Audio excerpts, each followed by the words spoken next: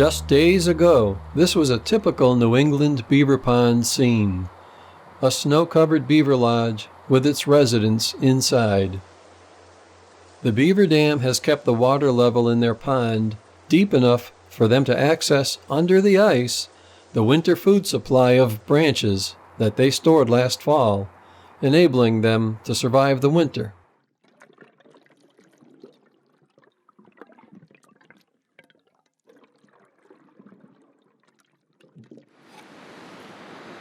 Breezes bring warming temperatures. Last autumn's oak leaves, still clinging to branches, are now swept from the trees. Soon, ice will melt into memory. Many Canada geese are now permanent residents of New England, but the honking of migrating geese returning to open waters is still a call of the wild. Their timing isn't always perfect.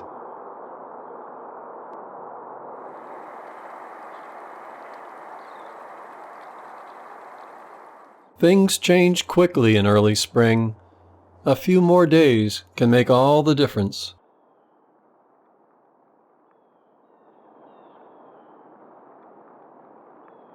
Spring is all about the renewal of life.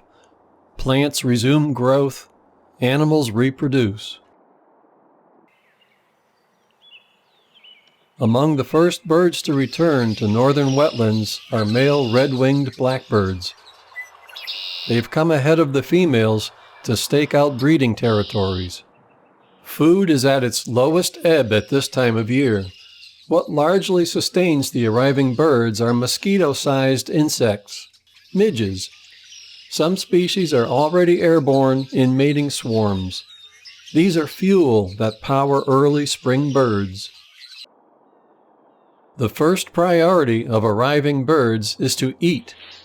Insects are the main menu items. There is no decisive end to winter. It trails off as days gradually warm. Early spring snowstorms are part of the mix. Tree swallows flitter above the water, dipping down for a drink and to pick insects off the surface. Several species of ducks have arrived. Handsome wood ducks, black ducks,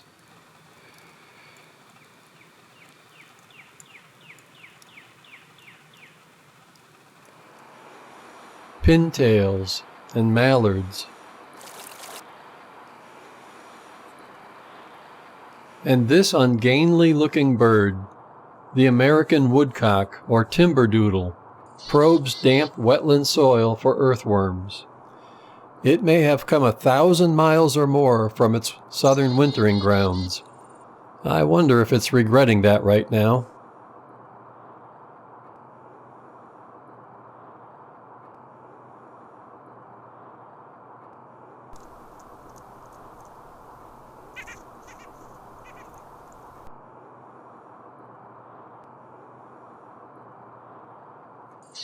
In colder hollows, ice is slow to leave the pond. But open, sunny locations have warmed more quickly. The cache of branches the beavers gathered just outside their lodge last fall can now be accessed at the surface. This food store is critical to the survival of beavers. There is no other food available once the pond freezes over. If it freezes to the bottom, the beavers are doomed. A family of beavers will need about a ton of branches to last through a winter.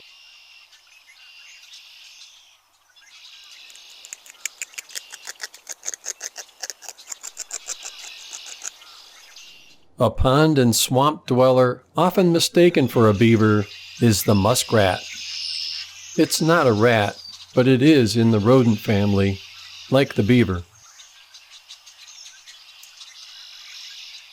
Whereas a beaver's tail is broad and flattened top and bottom, a muskrat's tail is narrow and flattened on the sides.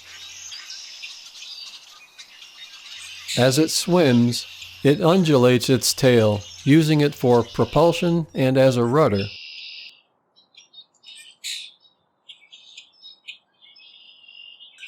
It eats a variety of aquatic plants, as well as crayfish, snails, frogs, and mussels. Cattails are a favorite.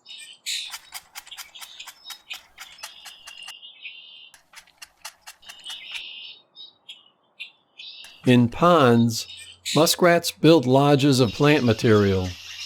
They look similar to beaver lodges, but don't include large sticks as beaver lodges do. Both also live in excavated bank burrows with underwater entrances. This is a beaver bank burrow exposed by dropping water level. Muskrat bank den openings are smaller, maybe 6 inches wide. Sometimes, muskrats even live with beavers in active lodges.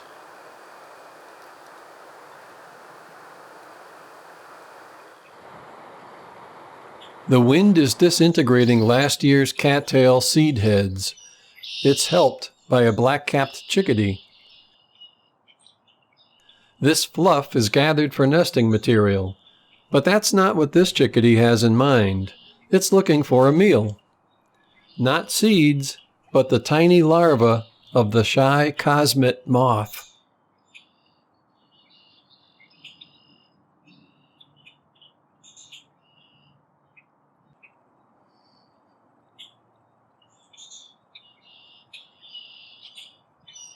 Cattail stalks harbor insect meals for downy woodpeckers too. Many other birds are feeding in the surrounding woodlands. A tufted titmouse hammers a seed. Nuthatches pluck tiny insects from trees.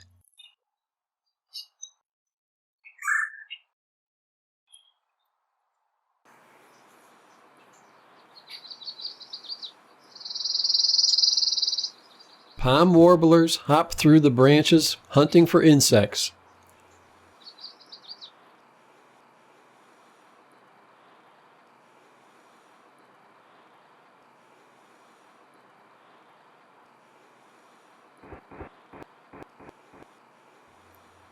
And flush them out of the leaf litter.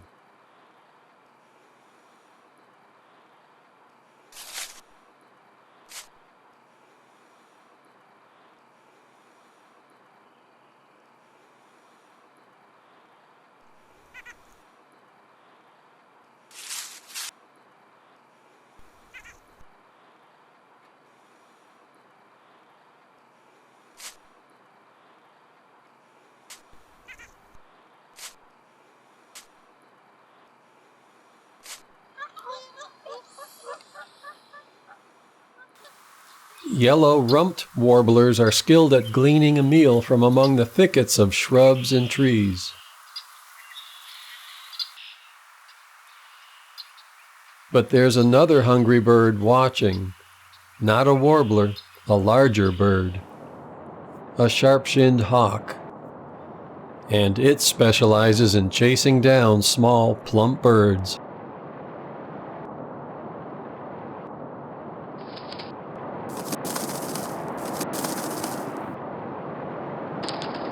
Other duck species visit or nest in some beaver ponds.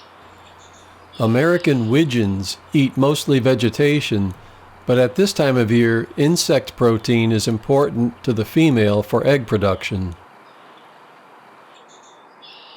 Ring-necked ducks, which probably should have been called ring-billed rather than being named for the male's inconspicuous purple neck ring.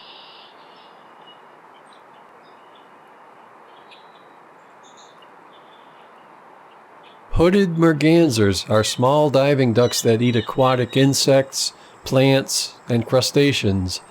Like wood ducks, they nest in tree cavities. Common mergansers are diving fish eaters, more often found in lakes and rivers, but occasionally in beaver ponds. And of course, there are mallards. Early spring initiates the renewal of life. For animals, that means reproduction, a new generation. Some species have lifelong mates, Others have multiple mates or find new ones each year. For mallards, courtship involves a lot of bobbing and shaking of their heads.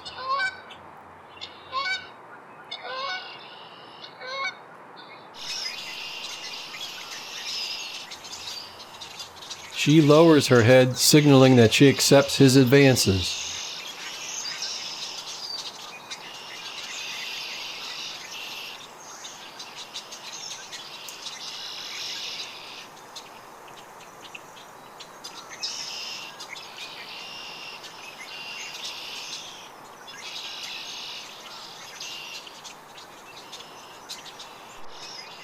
Canada geese have a similar ritual, dunking their heads underwater.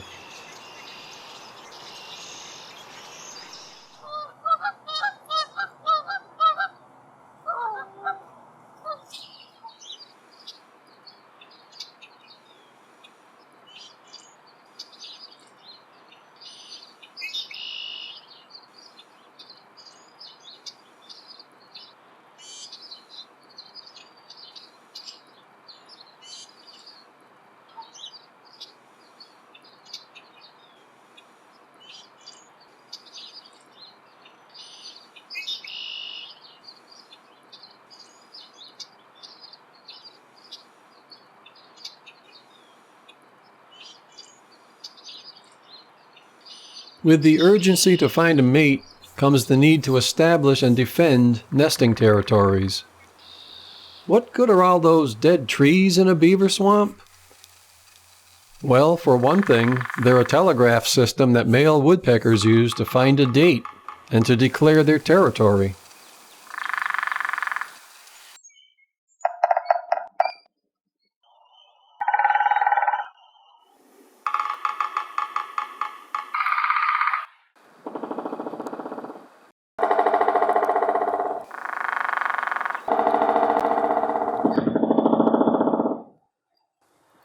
Male red-winged blackbirds display their bright red epaulets to declare their ownership of territory to competing males.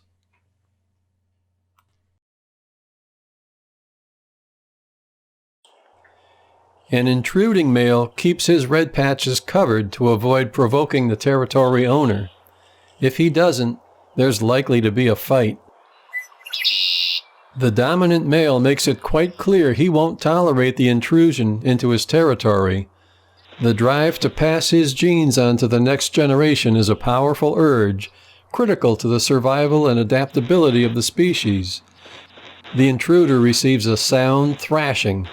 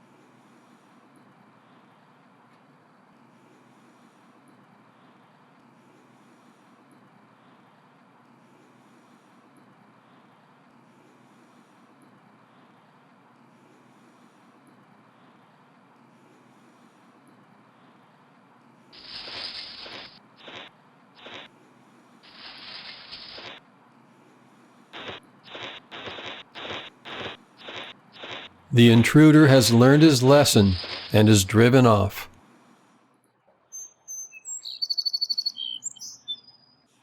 Wherever there are mallards, there always seems to be a duck drama.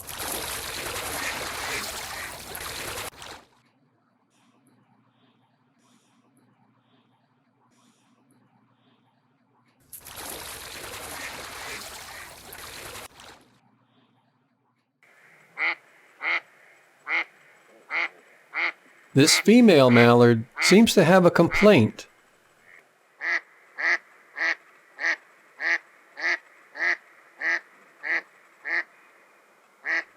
And this male has had enough of it.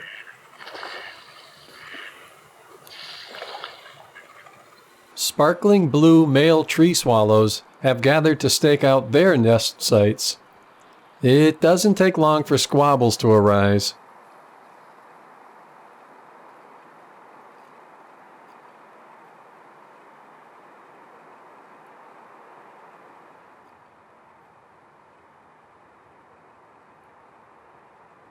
Muskrats are highly territorial and often fight.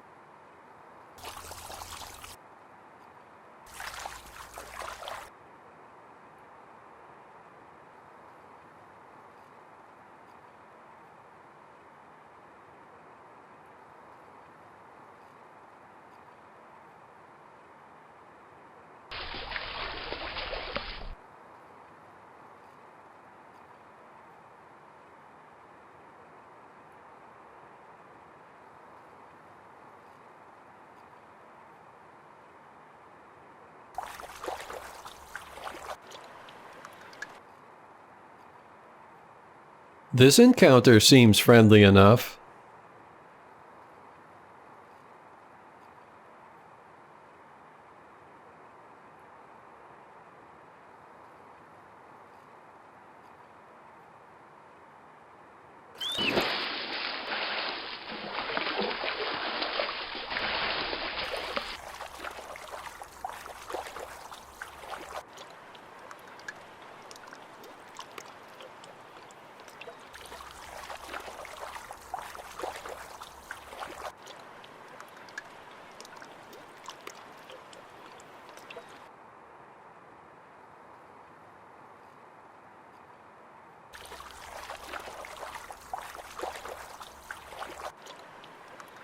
Oh well. A female kingfisher. She sees a male intruder and the chase is on.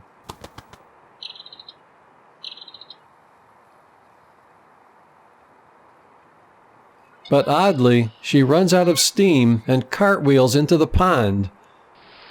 But she makes a quick recovery.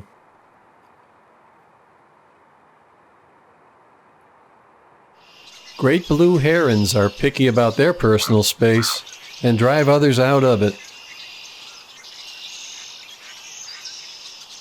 Large mute swans were imported to North American city lakes 150 years ago, thought to be a symbol of peace and love. They've escaped to more remote lakes and ponds, and in fact, during nesting season, are quite aggressive toward intruders of all kinds.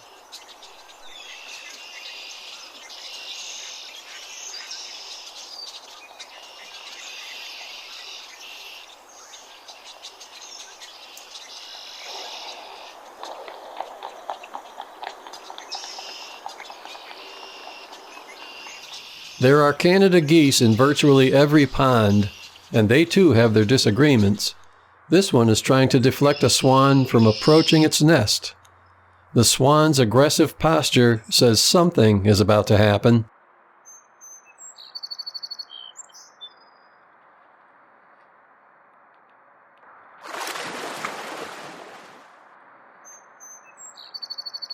Geese are not above fighting with each other either.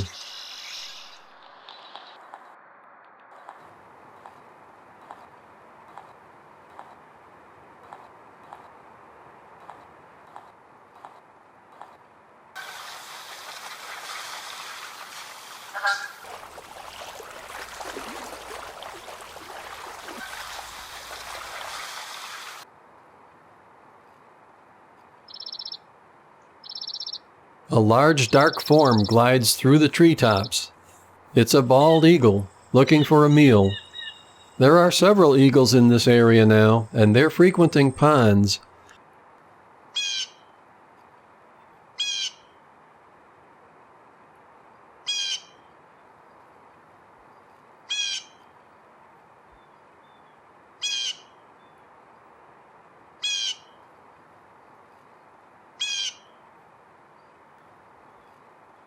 A small fish is effortlessly plucked from the water.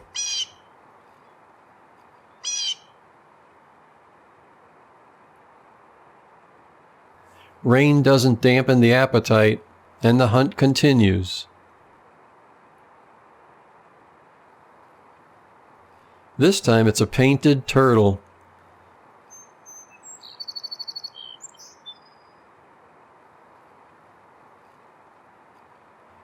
Despite its large talons and beak, the eagle is unable to make a meal of the turtle and drops it.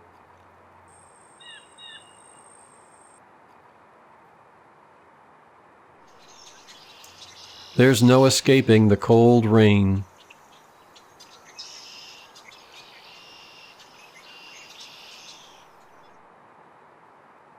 Sunny days return.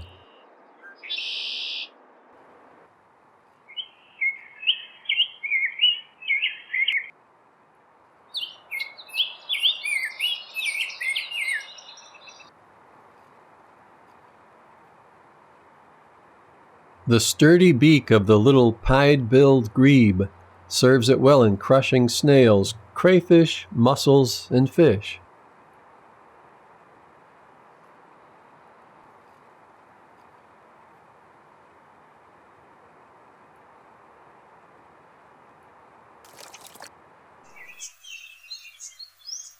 On silent wings, the ospreys arrive. They return to last year's nest atop a dead pine tree in the pond.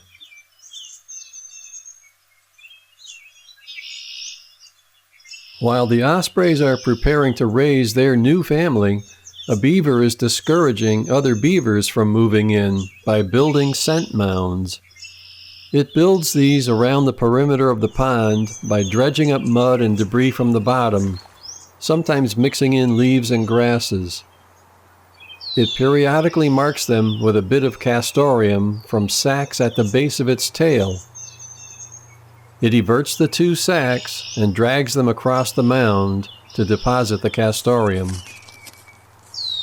Castoreum was also traditionally used in cosmetics and to flavor foods and even cigarettes. Once you've experienced the not unpleasant scent of castoreum, you can detect it at a bit of a distance, emanating from these scent mounds.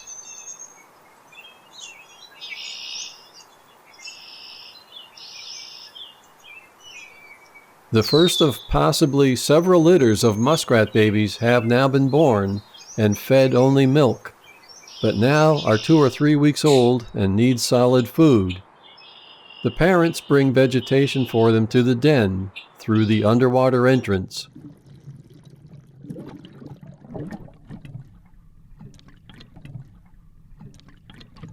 It's important that water depth doesn't drop below these entrances.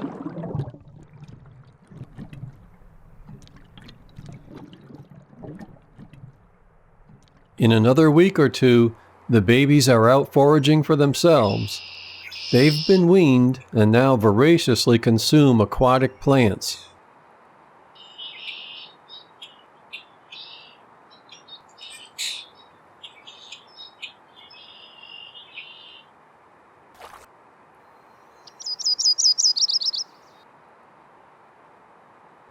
Their soft, nearly waterproof undercoats will soon be protected by luxurious reddish guard hairs.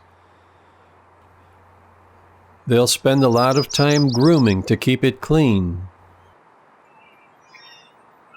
Being rodents, muskrats have long incisor teeth for severing vegetation. As with beavers, lips behind the incisors close to allow gnawing underwater.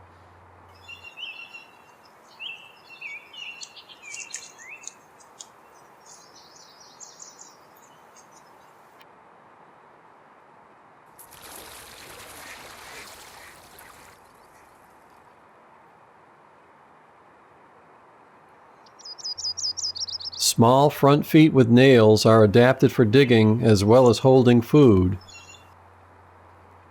Compared to beavers, muskrats have small eyes.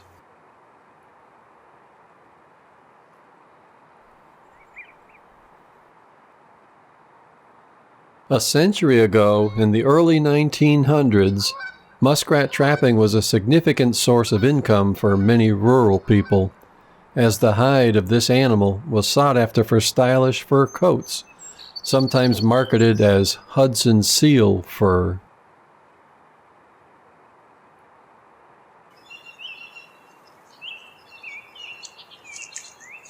Muskrats seem to single-mindedly go about their business of collecting food, which they typically will carry to a feeding platform to eat.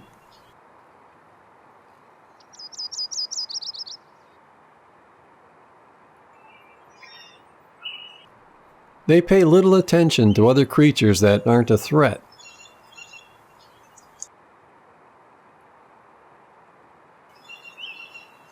These Canada geese are not above stealing a meal. If it's good for a muskrat, it must be good for us.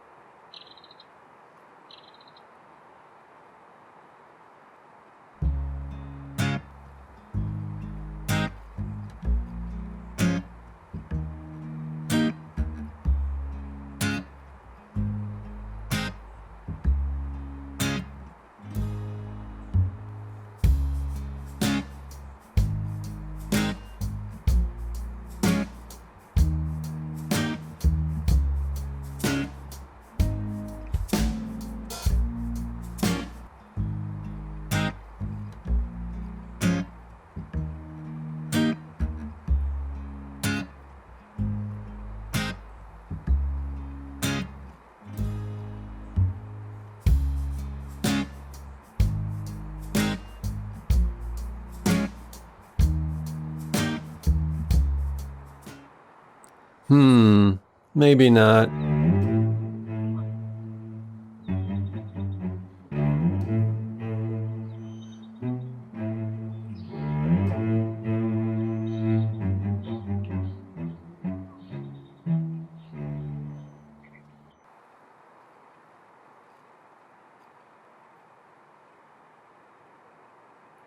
The Beaver's Dam has caused the stream's flow to slow down and spread across the land into a pond, creating new habitat for and benefiting myriad species of plant and animal life.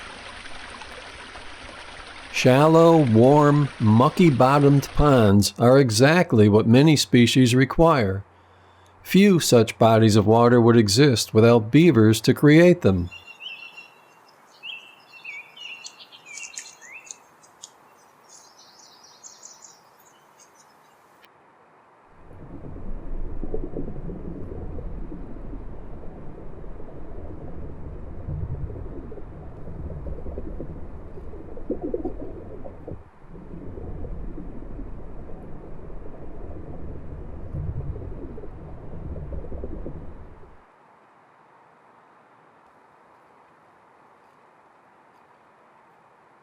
The many species of fish that thrive here, combined with the large open space above the pond, make it possible for ospreys to also do well here. Ospreys need fish and are increasingly taking advantage of large beaver ponds in New England.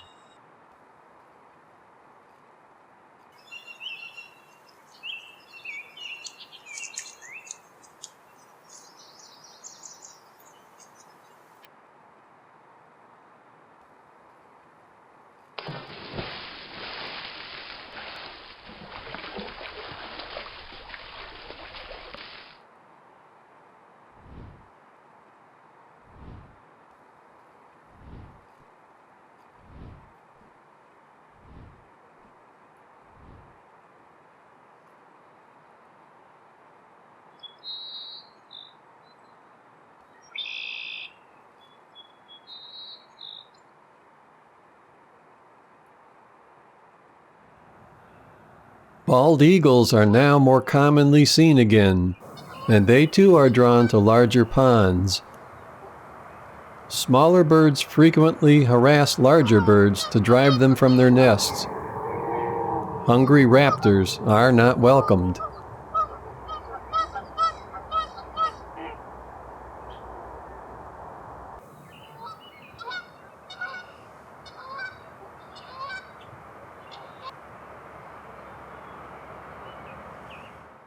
An osprey buzzes the eagle.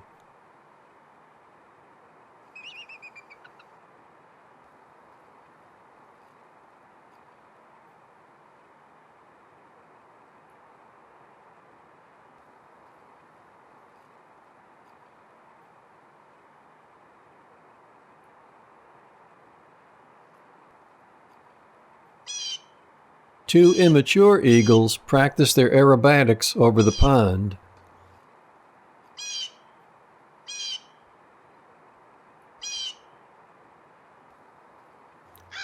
Sometimes things don't go all that smoothly.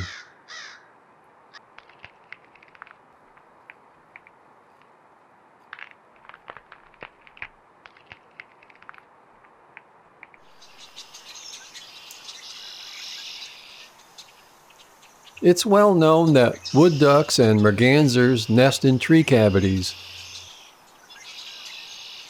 But can there be a suitable nest hole for a mallard? She's not really built for this kind of thing.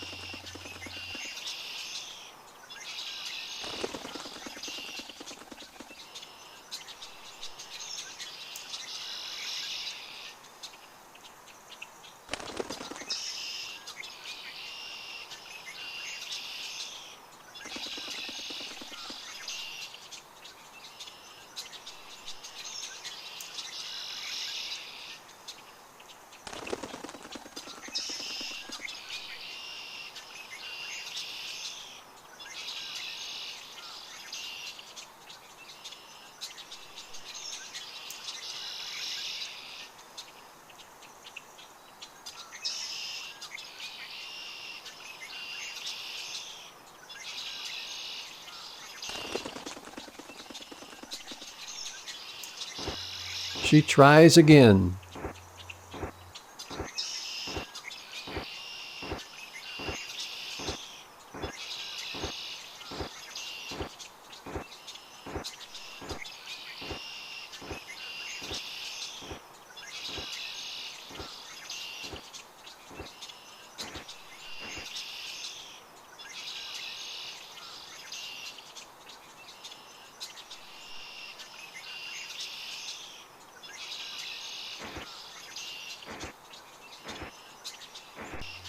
Maybe on this side.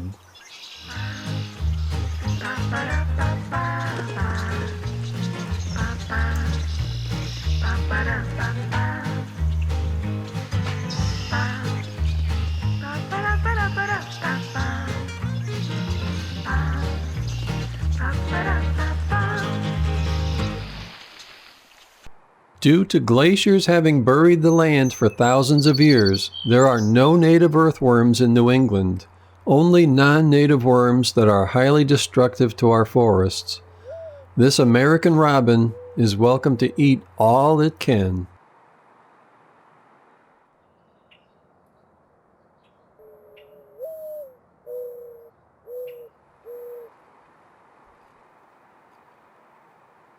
She uses her wing to press mud, grasses, and weeds into a cup-shaped nest. It only takes her a couple days to build her nest, although she may build several that won't be used.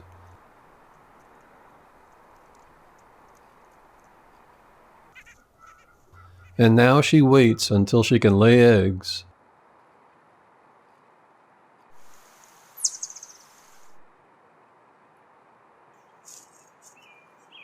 A mourning dove gathers nest material to bring to his mate. It has to be just right.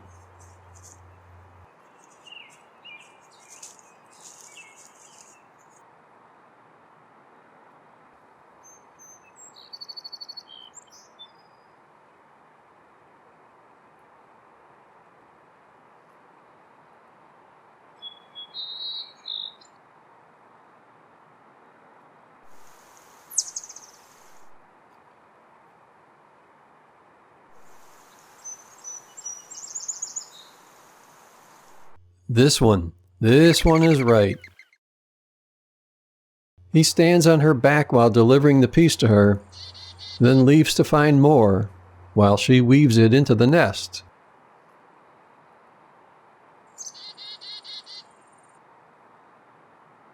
Canada geese often nest atop beaver lodges.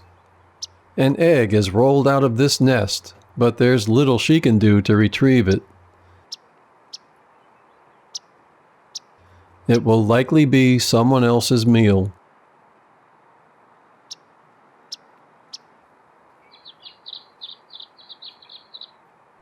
This great blue heron is plucking twigs from the shoreline trees.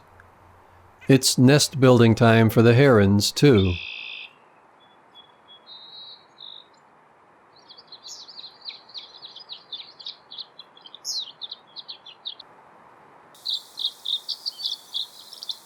And tree swallows are preparing to fill their nest with new life.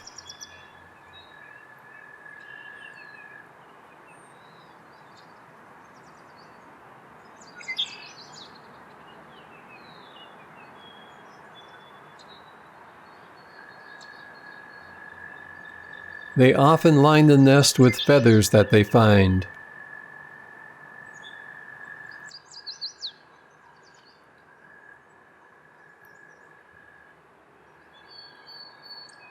With rising temperatures and longer days, plant life is greening up rapidly now. A warm spring afternoon, just right for a spotted turtle to bask in the sun. This one has a leech clinging to its shell.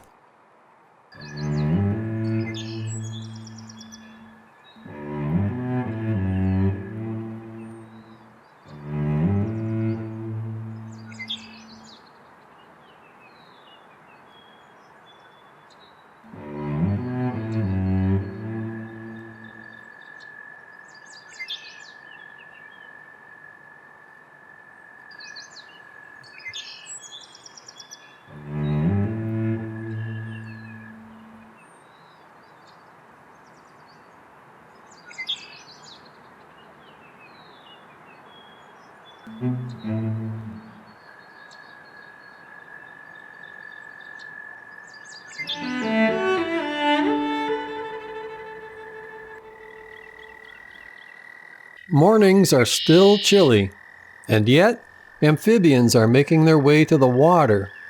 American toads. Dozens of males issuing their mating trill, each hoping to attract a female.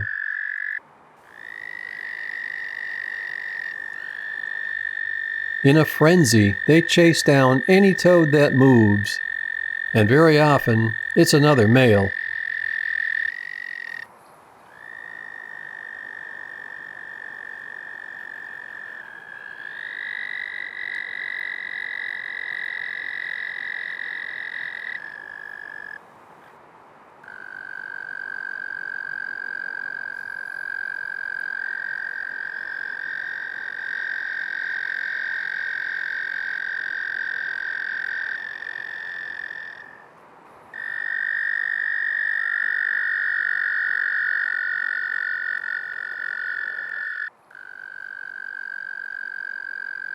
But strings of tiny black eggs show that some of them have been successful.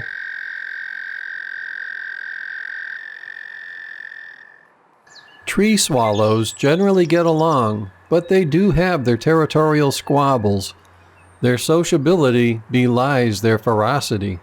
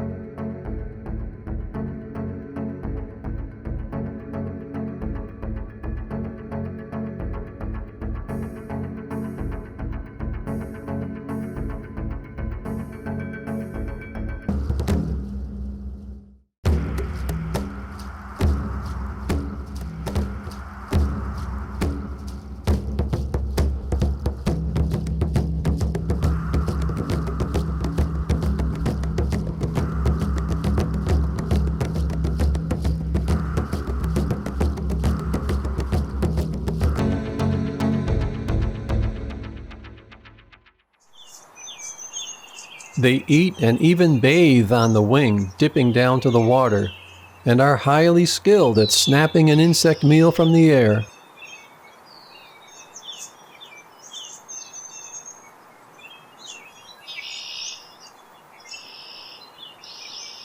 There are other swallow species here.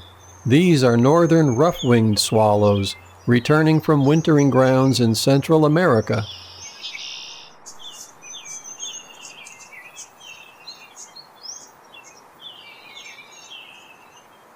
They too are adept at plucking insects mid-air. Barn swallows, distinguishable by their forked tails and orange bellies, also make a living over the pond.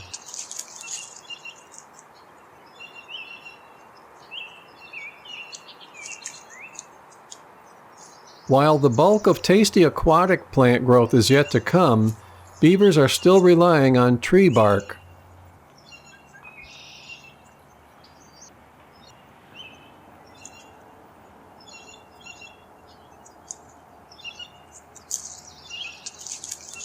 By bracing its upper incisors against the trunk, this beaver can use its lower incisors to take shavings of cambium off the tree.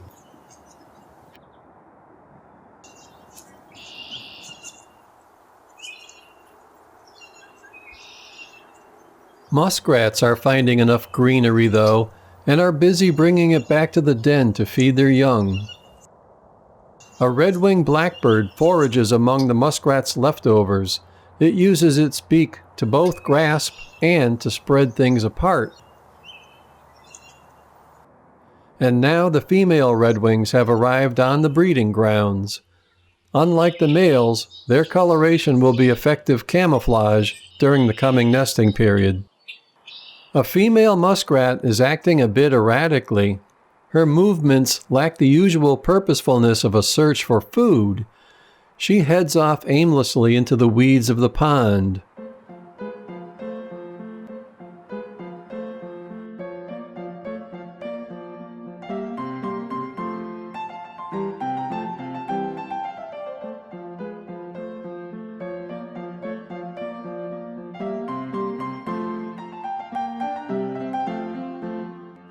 A large male.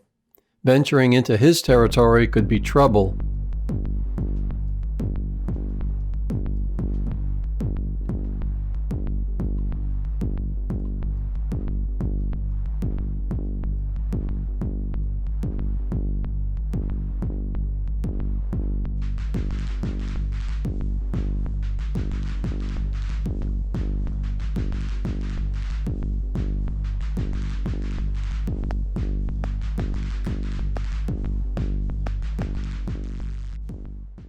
But it's not conflict he wants.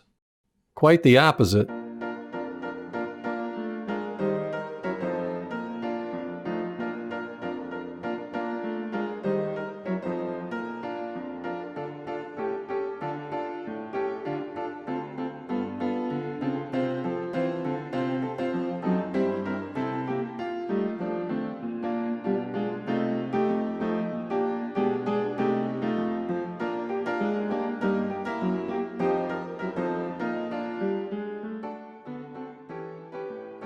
It looks like he's had enough of this.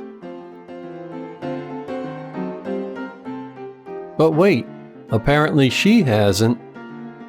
Now she's pursuing him.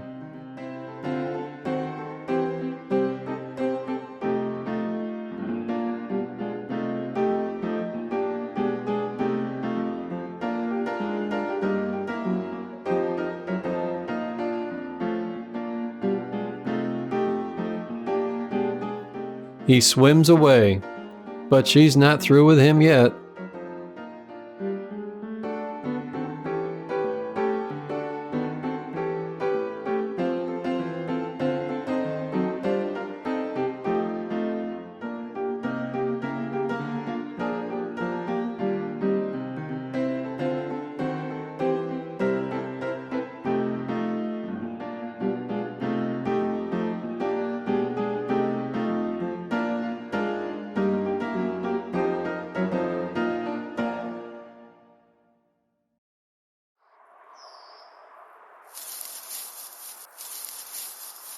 She finds a grassy hummock.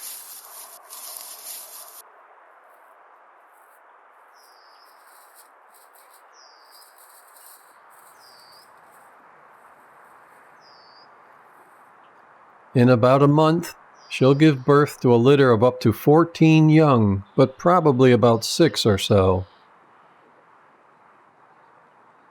She may repeat this several more times this year. Newborns are tiny and helpless, but will be able to care for themselves at about 4 weeks of age. They may be preyed upon by a number of predators: hawks, coyotes, foxes, raccoons, and especially this one, the mink.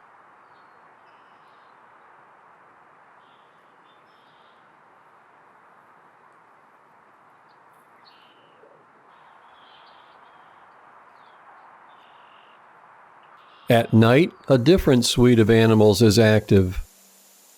The remains of a deer, possibly killed by coyotes.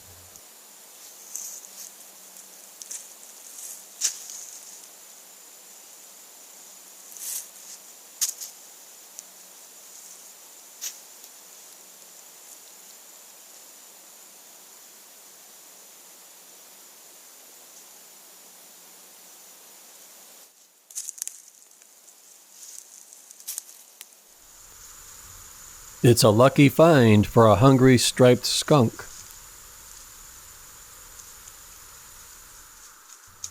One of the coyotes returns. Could this be a fatal encounter for the skunk?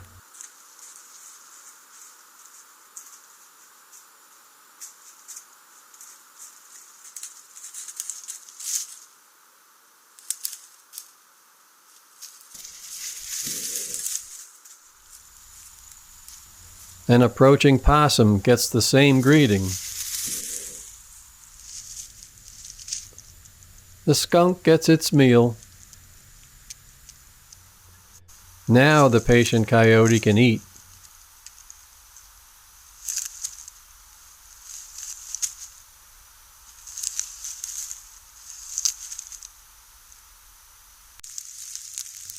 So too the possum. Mice are active virtually everywhere in the woods at night.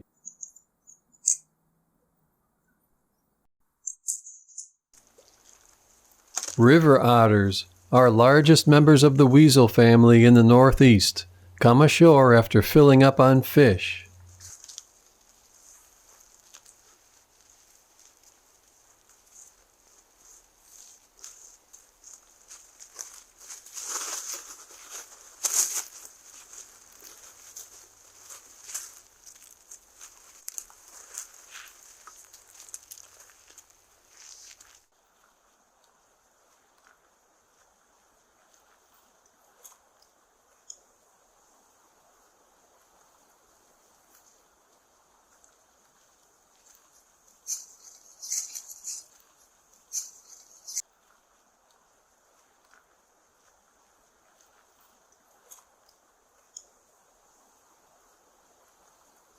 At the opposite end of the weasel family scale is the weasel.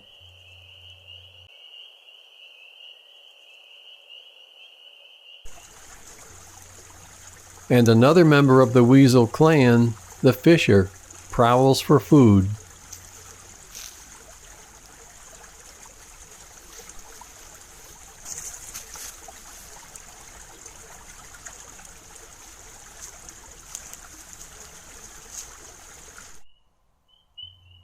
This is a favorite haunt of the bobcat, too.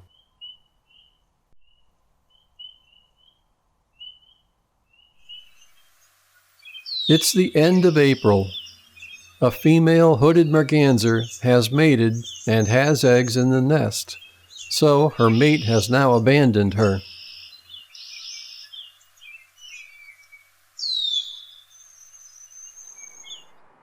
Earlier, they had selected a tree cavity for the nest site. But she will raise the brood on her own. Hooded mergansers dine on small fish, tadpoles, and other aquatic creatures. They have a fondness for crayfish.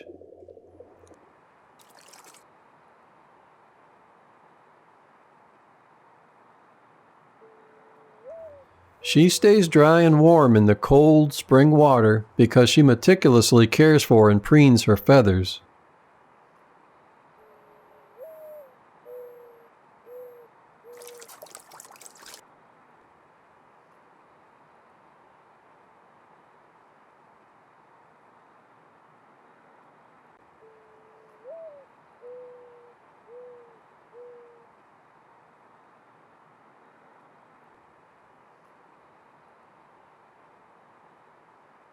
Always prowling around a beaver pond is this blackbird, the common grackle.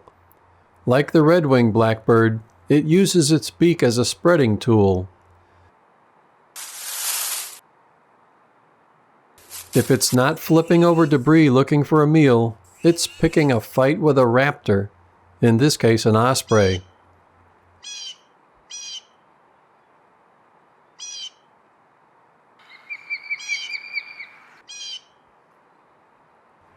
Its cousin, the redwing, does a pretty good job of warding off hawks too.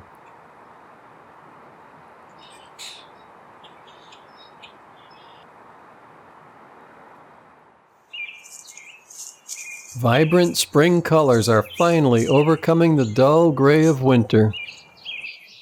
Some of the season's first new life forms are exploring the water surface for the first time.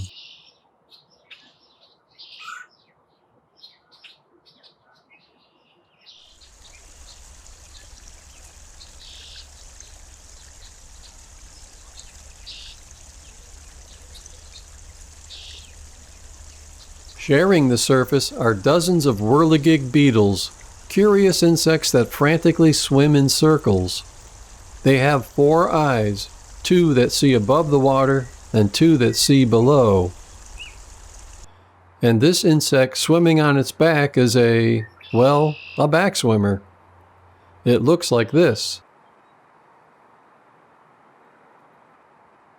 Tadpoles of bullfrogs that overwintered lazily forage, grazing bits of algae, other vegetation, and insects. They will later metamorphose into their adult frog forms. Also present and looking for mates are eastern red-spotted newts.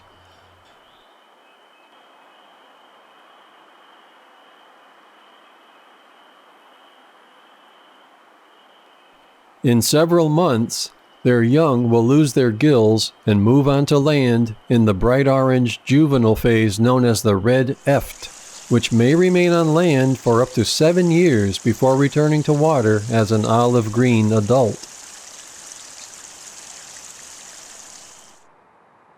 Speaking of orange, here's a common gallinule, a member of the rail family. With its oversized, spindly feet, it slowly makes its way along the shoreline, picking snails, weeds, and seeds from the water.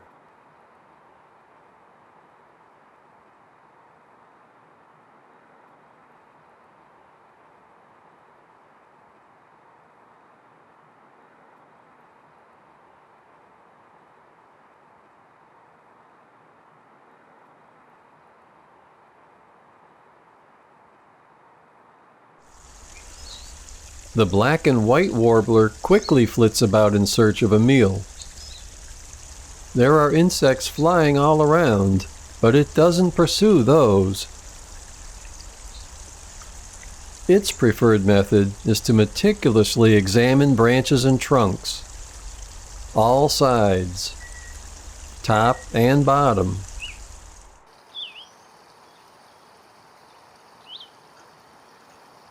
It looks high, and it looks low.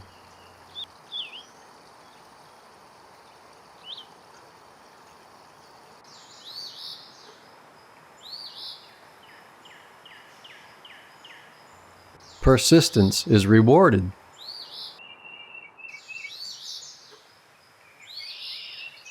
The ospreys are adding to last year's nest.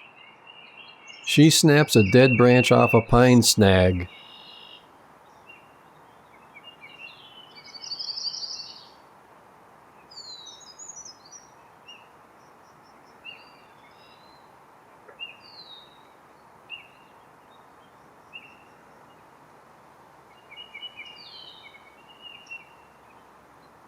She carefully puts it in place to make an expansive nest.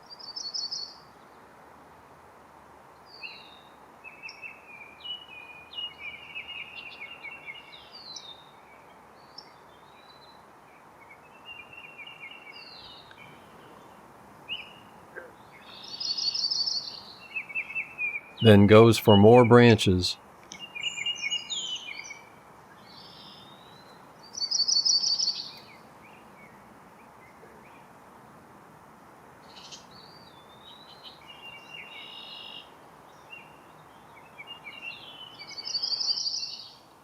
The pair mates.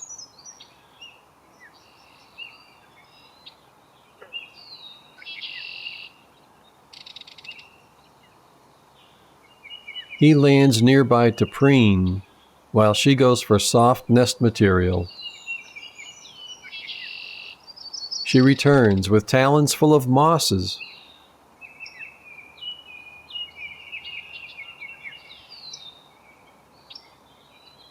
The osprey's new family is yet to come, but others are already here. The toad eggs have hatched into tadpoles. By summer, they'll be tiny toads and move from water onto land.